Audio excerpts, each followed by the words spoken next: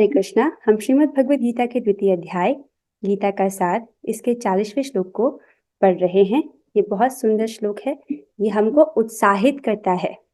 ये श्लोक आपको ये इनकरेज करेगा, मोटिवेट करेगा कि भक्ति में किया गया थोड़ा सा भी प्रयास कभी भी निष्फल नहीं जाता।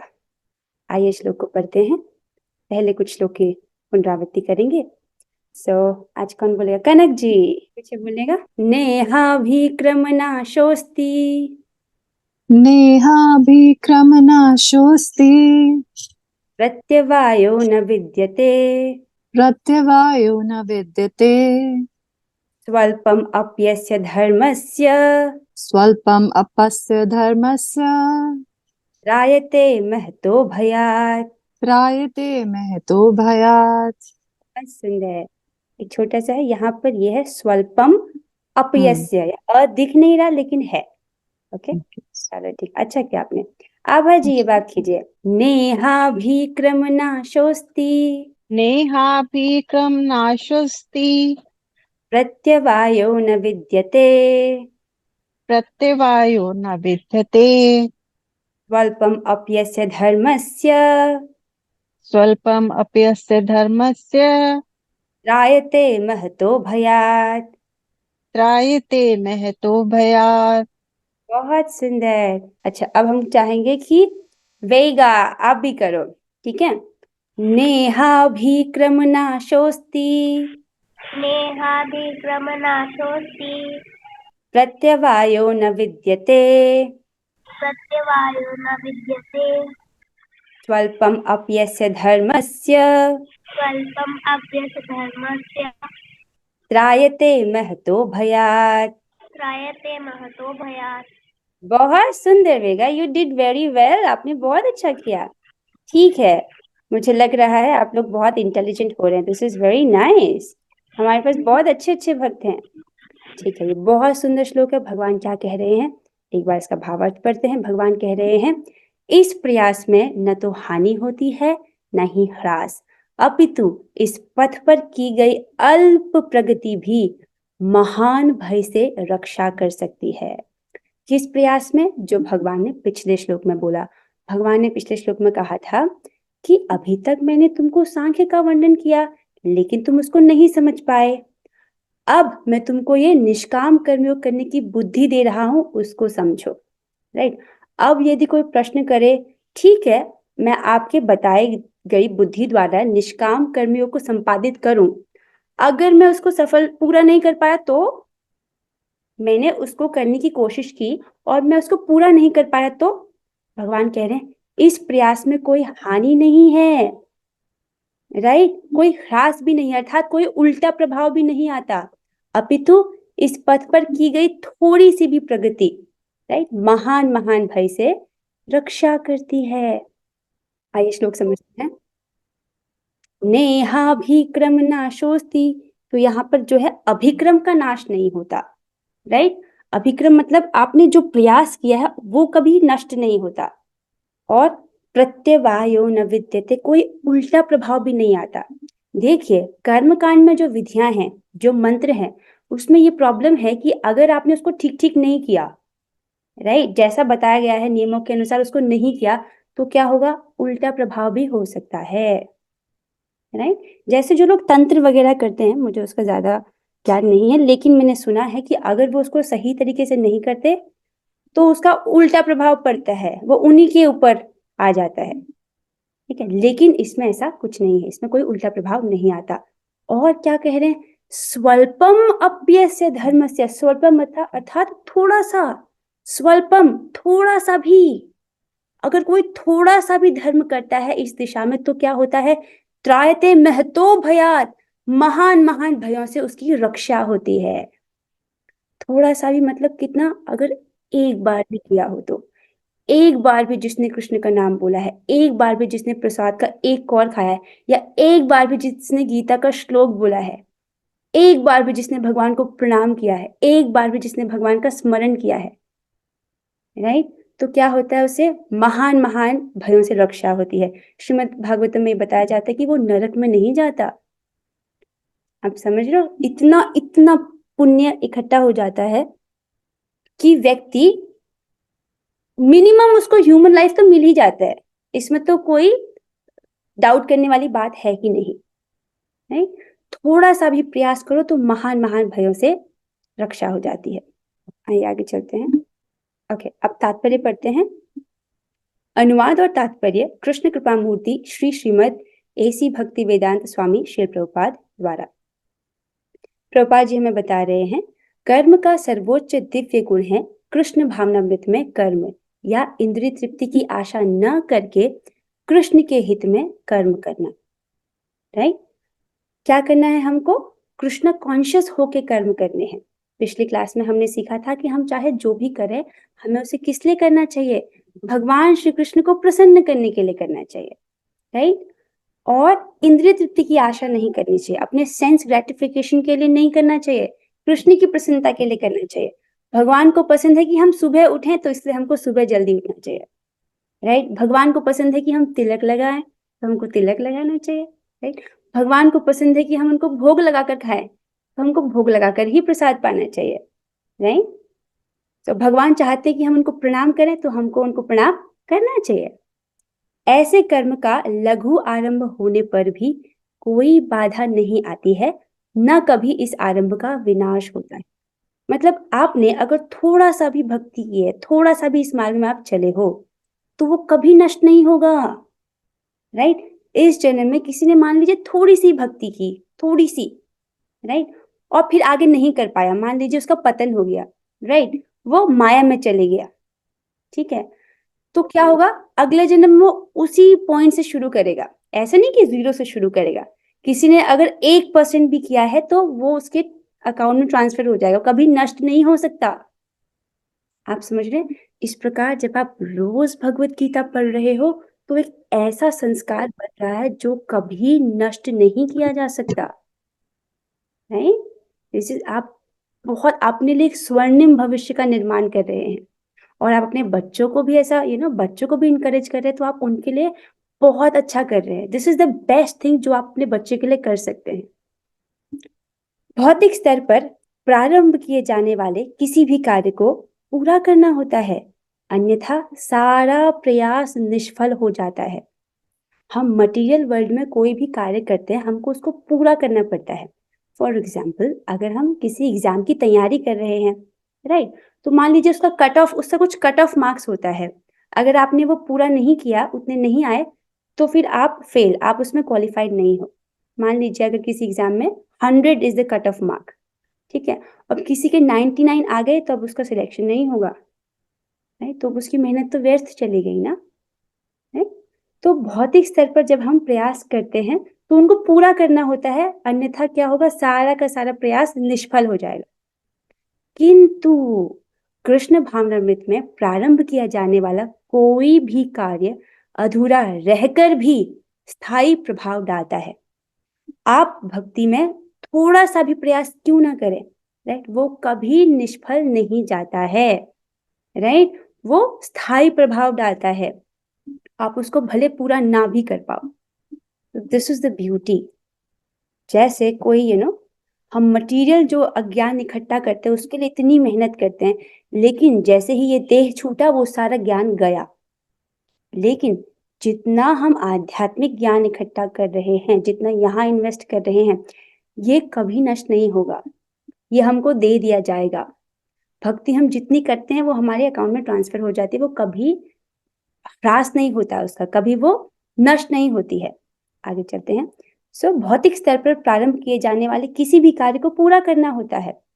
जैसे मान लीजिए कोई IAS की तैयारी कर रहा है, उसने पहला अटेम्प्ट किया, उसका नहीं हुआ, राइट, ठीक है, उसने दूसरा अटेम्प्ट किया, वहां तब भी सिलेक्शन नहीं हुआ, कट ऑफ से नीचे रह गया उसका स्कोर। तीसरा अटेम्प्ट किया, तब भी नहीं हुआ, कट ऑफ से नीचे रह गया। तो अब भौतिक दृष्टि से तो उसका जो कार्य था वो पूरा नहीं हुआ, राइट, तो क्या होगा? सारा प्रयास निष्फल हो गया, वो नहीं बना IAS, राइट। किंतु कृष्ण भावनामृत में प्रारंभ किया जाने वाला कोई भी कार्य अगर वो अधूरा भी रह गया, तो भी स्थायी प्रभाव डालता है। This is the beauty. आपने थोड़ा सा भी प्रयास किया है तो आपको सफलता मिलेगी ही, राइट। अब इसको समझिए, दिस इज द, मैं चाहती हूँ ये एक बात आप जरूर समझ जाएं। देखिए, हम कौन है? हम जीवात्मा है, राइट। भगवत गीता में हम 5 विषयों के बारे में पढ़ते हैं, ईश्वर, जीव, प्रकृति, काल और कर्म। ठीक है, तो सारे जो लिविंग एंटिटीज हैं उनको बोलते हैं जीवात्मा। मैं एक जीवात्मा हूं, आप एक जीवात्मा है, हम सभी क्या है? एक जीवात्मा है। तो जीवात्मा क्या कर सकता है? जीवात्मा केवल 2 चीजें कर सकता है, इच्छा और प्रयास। आप इच्छा कर सकते हो और उस दिशा में प्रयास कर सकते हो, दैट्स इट। सफल हो गए नहीं हो गए वो हमारे हाथ में नहीं है, राइट। इस बात को समझ रहे हैं आप? अब देखिए, जब हम इच्छा कर रहे हैं या प्रयास कर रहे हैं, तो इच्छा मान लीजिए हमने कोई की और प्रयास की। अब हमारे पास 2 ऑप्शन हैं, या तो हम भौतिक जगत में सफलता की इच्छा कर सकते हैं, या आध्यात्म में सफलता की इच्छा कर सकते हैं, या तो हम माया में लोगों को प्रसन्न करने की इच्छा कर सकते हैं, या हम कृष्ण को प्रसन्न करने की इच्छा कर सकते हैं। देखिए, माया बहुत क्रूअल है, वो दया नहीं करेगी और नहीं ही करेगी। और भगवान बहुत दयालु हैं, वो तो दया करने के लिए ही बैठे हैं। तो बुद्धि लगाया जाए और उसकी शरण में जाया जाए जो दयालु है, राइट। तो हाँ, तो इच्छा और प्रयास, ठीक है। अब प्रयास, आपने इच्छा की, राइट, और प्रयास की, तो जैसे 2 दिशा मैंने आपको बताया, या तो हम भौतिक जगत में प्रयास कर सकते हैं, राइट, या तो हम आध्यात्मिक जगत में प्रयास कर सकते हैं। ठीक है, हमारे पास 2 चॉइस है, या तो हम भौतिक जगत में प्रयास करेंगे, या तो हम आध्यात्मिक लाभ के लिए प्रयास करेंगे, राइट। अब भौतिक प्रयास में क्या है कि अगर आपने वो पूरा नहीं किया तो आपका सारा काम निष्फल हो जाएगा। फॉर एग्जाम्पल, कोई किसान है, राइट, उसने क्या किया? खेती की, बहुत मेहनत किया, लेकिन मान लीजिए उस साल बारिश नहीं हुई, तो सूखा पड़ जाएगा और उसकी जो मेहनत है वो क्या हो गई? निष्फल हो गई। समझ रहे हैं?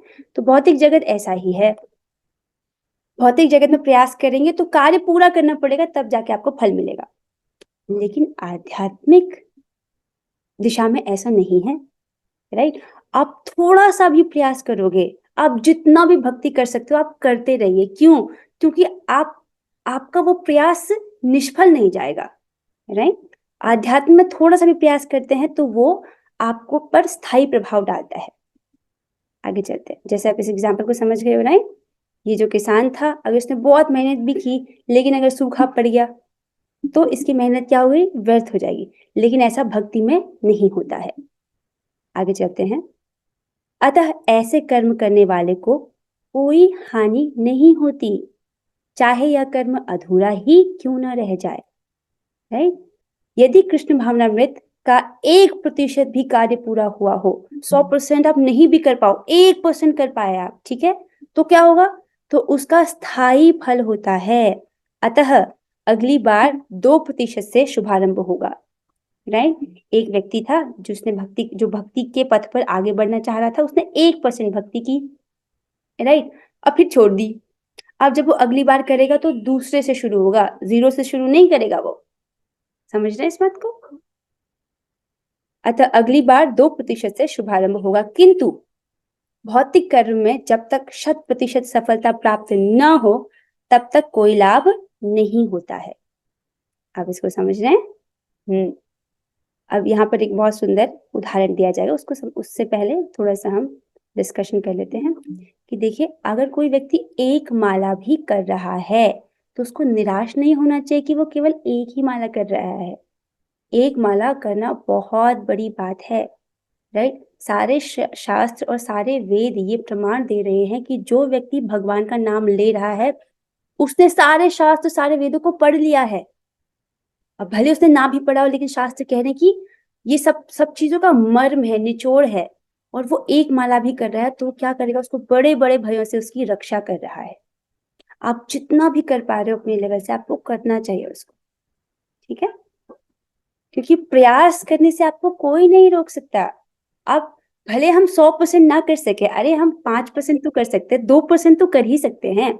भले भगवत गीता में सारी बातें आपको ना समझ आए, लाइक 100% का 100% नहीं समझ आए, आपको 5% तो समझ आ सकता है, राइट। तो यही बोला जा रहा है कि जितना भी हो सके आप उतना कीजिए।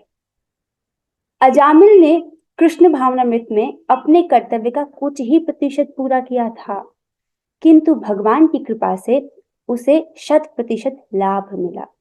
अब यहाँ पर अजामिल की कथा, है। अजामिल एक ब्राह्मण थे, राइट।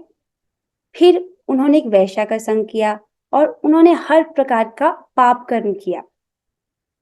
और क्या हुआ कि उन एक अच्छा काम किया उन्होंने कि अपने बच्चे का नाम नारायण रख लिया। ठीक है। अब जब मृत्यु शैया पर वे लेटे हुए थे तो मृत्यु का समय आया तो उन्होंने अपने समक्ष यमदूतों को देखा। जब यमदूतों को देखा तो अजामिल डर गया। उसने सोचा कि कहीं ऐसे भयानक दिखने वाले यमदूत मेरे बच्चे को किसी प्रकार का नुकसान न पहुंचा लें। तो उसने अपने बच्चे को पुकारा, नारायण तुम अपनी माँ की गोद से मेरी गोद में आ जाओ। तो वो अपने पुत्र को पुकार रहा था, राइट। अब वो उसकी मृत्यु का क्षण था और उसने कहा नारायण, और भगवान श्री हरि ने, भगवान विष्णु ने इसको सुन लिया और उन्होंने तुरंत ही उसकी रक्षा हेतु 4 विष्णु दूतों को भेजा। तो यमदूत कितने आए थे? 3, और भगवान ने 4 विष्णु दूत भेजे अजामिल की रक्षा हेतु, जबकि उसने अनजाने में भगवान का नाम बोला था। आप देख रहे हैं भगवान कितने दयालु हैं। उनको एक मौका चाहिए आपको बचाने का, एक मौका। देखिए, ये कर्म का विधान भगवान ने ही बनाया है कि जो जैसा कर्म करेगा उसको वैसा फल तो भोगना ही पड़ेगा, राइट। अब जीवात्मा क्या कर रहा है? इस चक्र में वो फंस गया है और बहुत ज्यादा दुख भोग रहा है। भगवान चाह रहे हैं वो किसी तरह से मेरी शरण में आ जाए तो मैं उसको बचा लूं। भगवान कहते हैं कि सारे धर्मों का त्याग करके तुम मेरी शरण में आ जाओ, मैं तुम्हें तुम्हारे सारे पापों से मैं मुक्त कर दूंगा, डरो मत। भगवान शरण में बुला रहे हैं। देखिए, हम जीवात्मा हम आश्रय ढूंढ रहे हैं, हम चाहते हैं कि कोई हमको आश्रय दे, राइट। और भगवान आश्रय देने के लिए कितना आग्रहित रहते हैं, कितना उनका आग्रह है हमको आश्रय देने के लिए, राइट। वो आगे से आकर आग्रह देना चाहते हैं। यहाँ तक कि भगवान कह रहे हैं कि यदि किसी ने कैसे भी मेरा एक बार नाम उच्चारण किया हो, भले ही गलत उच्चारण किया हो, राइट, भले ही सही इंटेंशन से ना उच्चारण किया हो, अगर किसी भी जीवात्मा ने मेरा नाम उच्चारण किया है तब वो मेरा व्यक्ति है। यमराज, अब तुम्हारा उस पर कोई अधिकार नहीं है, अब वो मेरा है। आप देख रहे हो उनका कितना प्रेम है हमारे प्रति। अगर किसी ने कैसे भी मेरा नाम उच्चारण किया है तो भगवान बहुत प्रेम करते हैं जीवात्माओं से। तो अब आगे पढ़ते हैं। इस संबंध में श्रीमद् भागवत में 1.5.17 में एक अत्यंत सुंदर श्लोक आया है, जिसमें प्रभुपाद जी समझा रहे हैं कि यदि कोई अपना धर्म छोड़कर कृष्ण भावनामृत में काम करता है और फिर काम पूरा न होने के कारण नीचे गिर जाता है तो इसमें कोई हानि नहीं। अर्थात उसने कुछ समय के लिए भक्ति की, फिर वो गिर गया अर्थात भक्ति से गिर गया अर्थात माया में चले गया, भोगों में चले गया, राइट, सेंस ग्रेटिफिकेशन की तरफ चले गया। तो प्रभुपाद जी बोल रहे हैं कि इससे उसको कोई हानि नहीं। अब ये बोला जा रहा है यदि, ऐसा नहीं है कि जो लोग भक्ति करते हैं वो गिर जाते हैं, इन केस अगर गिर गया तो उसके लिए बता रहे हैं। और यदि कोई अपने भौतिक कार्य को पूरा करता है तो इससे उसको क्या लाभ होगा? अथवा जैसा कि ईसाई कहते हैं, यदि कोई अपनी शाश्वत आत्मा को खोकर संपूर्ण जगत को पा ले तो मनुष्य को इससे क्या लाभ होगा? अर्थात बता रहे हैं कि अगर कोई कृष्ण भावनामृत में कार्य कर रहा है, उसको पूरा नहीं कर पाया, गिर गया, तो उसका कोई नुकसान नहीं है। लेकिन अगर कोई भौतिक कार्य को पूरा कर रहा है, राइट, तो उससे उसको कोई फायदा नहीं है। भौतिक कार्य में पूरी एनर्जी लगा रहा है, वहां सक्सेसफुल भी हो गया तो भी कोई फायदा नहीं है। क्यों? जैसे कि यहाँ पर क्रिश्चियंस लोग भी कहते हैं इस बात को कि अपनी आत्मा को खोकर संपूर्ण जगत को पा भी लिया तो इससे क्या लाभ हो गया? समझ रहे हैं आप? तो आप लोग तो बुद्धिमान हैं क्योंकि आपने ये पहले ही डिसाइड कर लिया कि गीता पढ़नी है। जिस व्यक्ति को इतनी बुद्धि आ गई कि मुझे भगवत गीता पढ़नी है, अब उसकी मुक्ति तो निश्चित ही है। ये भगवान की व्यवस्था है कि आप पढ़ो। क्यों? क्योंकि वो आपको अपने पास बुलाना चाहते हैं। आगे बढ़ते हैं। देखिए, यदि कृष्ण भावनामृत का 1% भी कार्य पूरा हुआ हो तो उसका स्थायी फल होता है, राइट। थोड़ा सा भी किया तो उसका स्थायी फल होगा और अगली बार वो 2% से शुभारंभ होगा। भौतिक कार्य तथा उनके फल शरीर के साथ ही समाप्त हो जाते हैं, किंतु कृष्ण भावनामृत में किया गया कार्य मनुष्य को इस शरीर के विनष्ट होने पर भी पुनः कृष्ण भावनामृत तक ले जाता है। This is very interesting. देखिए, जो भी हम इस भौतिक जगत में कर रहे हैं, राइट, जिस दिन हमारा ये शरीर नष्ट होगा तो जो भौतिक कार्यों में हमने अपनी एनर्जी इन्वेस्ट की है, राइट, वो सब नष्ट हो जाएगा। जो लोग भी यहाँ पर पैसा कमाने के लिए, फेम कमाने के लिए बहुत ज्यादा मेहनत कर रहे हैं, शरीर का अंत होते ही वो सब कुछ मिट्टी में मिल जाएगा, राइट। मान लीजिए किसी ने करोड़ों रुपए भी कमा लिए, तो मृत्यु के बाद, मृत्यु अर्थात ये शरीर छूट जाने के बाद क्या होगा, हमको दूसरा शरीर मिलेगा, राइट। तो वो पैसे वहां तो ट्रांसफर नहीं होंगे ना, लेकिन लोग लगे पड़े हैं इकट्ठा करने में, जैसे कि शाश्वत जीवन है। तो ये दर्शाता है कि वो अज्ञान में है, राइट। तो जो भी भौतिक लाभ है वो शरीर के साथ ही यहीं रह जाएंगे, लेकिन अगर हम भक्ति में इन्वेस्ट कर रहे हैं तो ये शरीर छूटने के बाद भी वो आपके साथ रहेगा। मतलब आपको जो अगला देह मिलेगा वहां पर वो सारा का सारा आपको प्राप्त हो जाएगा, है। अब इसलिए हम देखते हैं, राइट, कि कुछ कुछ भक्त होते हैं जो बहुत कम आयु में है, लेकिन उनका पहले से भगवत गीता में इंटरेस्ट है। ऐसे तो हमारी क्लास में भी आज ऐसे बच्चे हैं ही, राइट। उनकी आयु छोटी है, लेकिन उन्होंने जरूर पिछले जन्म में खूब भक्ति की है कि इस बार उनको वहीं से शुरू करने का फिर से मौका मिल रहा है। जितना उन्होंने किया उससे आगे से शुरू करने का मौका मिल रहा है। कम से कम इतना तो निश्चित है, दिस इज गुड, कि अगर हम भक्ति कर रहे हैं, गिर भी गए तो मिनिमम इतना तो निश्चित है। क्या निश्चित है? कि अगले जन्म में उसे सुसंस्कृत ब्राह्मण परिवार में या धनी मानी कुल में मनुष्य का शरीर प्राप्त हो सकेगा, राइट। मिनिमम इतना तो गारंटीड है, राइट। क्योंकि देखिए, अगर किसी ने एक और भी प्रसाद खाया तो उसको करोड़ों करोड़ों यज्ञों का लाभ मिलता है। हालांकि वो दिखाई नहीं देता, लेकिन ऐसा शास्त्र में बताया गया है, उसको करोड़ों यज्ञों का लाभ मिल जाता है। तो फिर कम से कम तो मनुष्य का जीवन तो मिलेगा ही, नहीं, जिससे उसे भविष्य में ऊपर उठने का अवसर प्राप्त हो सकेगा। कृष्ण भावनामृत में संपन्न कार्य का यही अनुपम गुण है, राइट। कि हम अगर भक्ति कर भी रहा है, कोई व्यक्ति थोड़ा सा ही कर पाया, नहीं कर पाया उसको पूरा, तो मिनिमम उसको अगले जन्म में सुसंस्कृत ब्राह्मण परिवार में उसका जन्म होगा, या धनी मानी कुल। देखा है कुछ लोग को पैसे के लिए कोई काम नहीं करना पड़ता, क्योंकि माँ भी उनको बना बना के उनमें उनको मुंह में खिलाती है। क्यों? उनके पिछले जन्मों के कर्म है। और भक्ति में जो जो भक्ति करके जिसको जन्म प्राप्त होता है वो कर्मानुसार नहीं मिलता, उसके योग के बल पर मिलता है। भक्ति योग के आधार पर उसको उसकी गति डिसाइड की जाएगी, राइट। जो कर्मानुसार स्वर्ग प्राप्ति करते हैं उनके पुण्य खत्म हो जाते हैं और वो धरती पे गिर जाते हैं, लेकिन जो भक्ति के थ्रू जाते हैं वो जितना चाहे उतने समय तक वहां रह सकते हैं। और इससे हमको स्वर्ग नहीं जाना है, राइट, क्योंकि स्वर्ग भी क्या है, वो भी क्षणिक होता है, मतलब वो भी नश्वर है, उसके भी एक टाइम लिमिट है, ठीक है। हाँ बोलिए सौम्यदीप प्रभु जी। हरे कृष्ण माता जी, दंडवत प्रणाम। बोलिए। माता जी, मेरा एक प्रश्न है कि कोई अगर पाप कर रहा है, मतलब कोई माया में नहीं है, मतलब पाप भी कर रहा है और हरे कृष्ण भी कर रहा है, तो उसका क्या प्रभाव है? देखिए, इसको बताया जाता है कि अगर व्यक्ति पाप कर रहा है जानबूझ के या अनजाने में, इन दोनों का बहुत बड़ा अंतर है। जानबूझ के किया गया पाप और अनजाने में किया गया पाप, राइट, इसमें बहुत बड़ा अंतर आ जाता है। अगर व्यक्ति अनजाने में पाप कर रहा है तो उसको उतनी बड़ी सजा नहीं मिलेगी जो वो जानबूझ करके पाप कर रहा है, कि अरे ठीक है, कृष्ण का एक क्या नाम में बोलना, इससे तो मतलब कोई भी व्यक्ति इतना पाप नहीं कर सकता कि उसको भगवान का एक नाम ना नष्ट कर सके। अच्छा ठीक है, तो खुलेआम पाप करते क्या दिक्कत है? अगर कोई इस मनोवृत्ति से पाप करने लग गया तब उसको नाम अपराध लगता है, विच मीन्स कि बार बार यमराज द्वारा प्रताड़ित किए जाने के बाद भी उसका अपराध नष्ट नहीं होता है।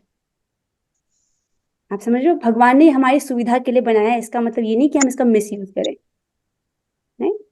बहुत अच्छा प्रश्न था, आगे चलते हैं अब। ओहो, कुछ प्रश्न थे, लेकिन कर लें प्रश्न भी? अरे नहीं, हम नहीं कर पाएंगे प्रश्न को आज। अच्छा ठीक है, एक प्रश्न कर लेते हैं, 2 मिनट और लगेंगे जाएंगे, ठीक है। ये वाला प्रश्न कर लेते हैं। भौतिक स्तर पर प्रारंभ किए जाने वाले कार्य और कृष्ण भावनामृत में प्रारंभ किए जाने वाले कार्यों में क्या अंतर है?